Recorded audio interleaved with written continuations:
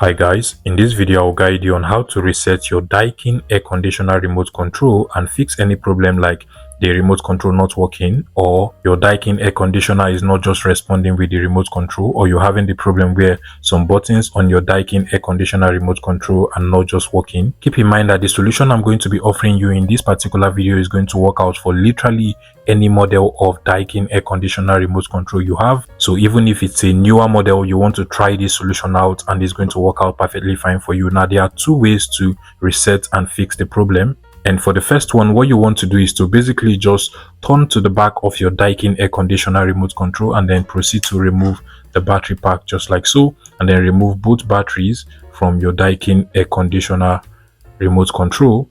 Now as soon as you're done, you want to proceed to long press on the power button for about 10 seconds. So just press and hold the power button for about 10 seconds, and after the 10 seconds you can release the power button and then proceed to insert both batteries. Also make sure that if you have bad batteries or your batteries are not good enough, you just want to make sure you change the batteries so that they can work properly with your Daikin air conditioner remote control. Then you can insert them into the remote control again. Make sure you also insert them the right way, just like so. And now you can close up your battery pack and then try to turn on your Daikin air conditioner using the power button now, and trust me, most likely that will fix the problem for you. But if this solution does not work out for you and you have a different model of Daikin air conditioner remote control, what you have to do is to locate the reset button. It is usually like a little hole on the air conditioner remote control. Once you find the reset button, mine currently does not have the reset button, so the first method should work out for me. But if in your case you do have the reset button, you can go ahead and get